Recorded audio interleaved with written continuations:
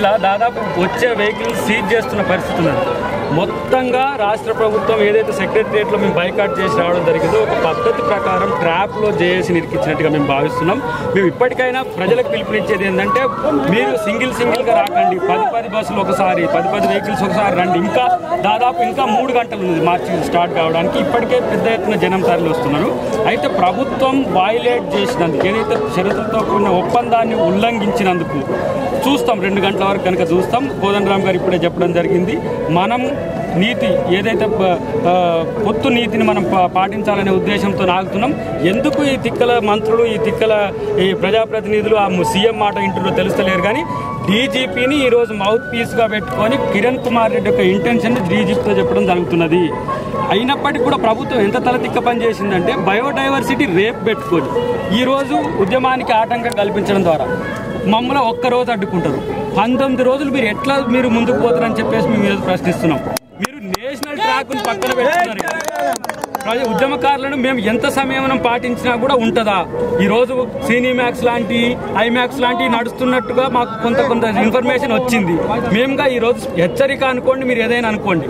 మంత్రులారా, మీకు సిగ్గు లజ్జ అభిమానం అనేది ఉంటే సీఎం కాడికి పోతారా, గవర్నర్ దగ్గరికి పోతారా, మీ అధిష్టానాలకు చెప్పుకుంటారా? మీరు ఎవరిని సంఖ్య ఆపుతారో మాకు అనవసరం. పర్మిషన్ మీ ఇష్ట ప్రకారం మీరు ఒప్పించినందుకు, మేము ఈరోజు ఒప్పుకున్నందుకు మాకు ఈరోజు మొండి చేయి చూపించిన పరిస్థితి ఉల్లంఘించింది ప్రభుత్వం, ఉల్లంఘించింది కాబట్టి మీరు కూడా ఉల్లంఘించే అవకాశం కల్పిస్తుందా? కంటిన్యూ చేసేది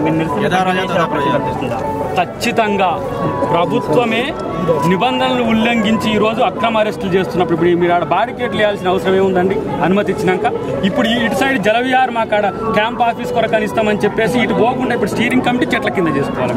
అంటే మా బతుకేమో మురికి కంపాల పివి నరసింహరావు తీసుకొచ్చి హుసేన్ సాగర్లో పెడతారు. ఇది తెలంగాణలకు మీరు ఇచ్చే గౌరవం. కాబట్టి తెలంగాణ ప్రజలు ముఖ్యంగా మీకు మీడియా ముఖంగా మీకు విజ్ఞప్తి చేసేది, ప్రభుత్వాలు మనవి కావు. ఈరోజు పాలకులు మనోళ్ళు గారు, మన సీమాంధ్ర పాలకుల తొత్తులుగా ఉన్న ఈరోజు ప్రజాప్రతినిధులను మీరు నిలదీయాల్సిన అవసరం ఉంటుంది. మీరు ఇక్కడ అవాంఛనీయ సంఘటనలు జరిగే అవకాశాలు లేవు. మీరు అన్ని బాధ్యతలను తప్పించుకొని ఈరోజు మీరు ఈ మార్చి వద్దకు రండి. మన యొక్క ఆకాంక్షను మనం మొత్తం యావత్ ప్రపంచానికి తెలియజేద్దాం.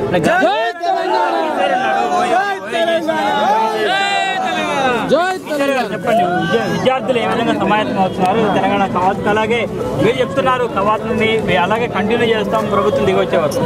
తప్పకుండా, ఎందుకంటే ఈరోజు ఓన్లీ పర్మిషన్ తెచ్చుకోవడం కోసమే ఉద్యమం చేసేటువంటి దిక్కుమాల పరిస్థితి తెలంగాణ ప్రజలు.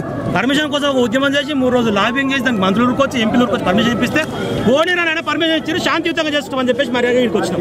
మర్యాదగా శాంతియుతంగా చేసుకోలేకుండా ఉస్మానియా నుంచి మేము వస్తున్నటువంటి సందర్భంలో అన్యాయంగా అక్కడ అడ్డుకొని ఇప్పుడు కాల్పులు జరుగుతున్నటువంటి సందర్భం. ఎవరి మీద మీ ప్రతాపం? శాంతియుతంగా చేయకూరి చెల్లరేకూరి హింసాత్మక చర్యలు లేపడం ద్వారా ఉద్యమం మీద ఉక్కుపాదని మొత్తం అని చెప్పేసి కవ్వింపు చర్యలకు పోలీసులు పాల్పడితే తస్మాత్ జాగ్రత్త. మీరు మా అంటే 15,000 మంది ఉండొచ్చు, ఇక్కడికి 15 లక్షల మంది వచ్చారు. కాబట్టి జరగబోయేదాన్ని మీరు కనుక వైలేట్ అయితే ఇప్పుడే మన శంకరన్న చెప్తున్నాడు, యథా రాజా తదా ప్రజ.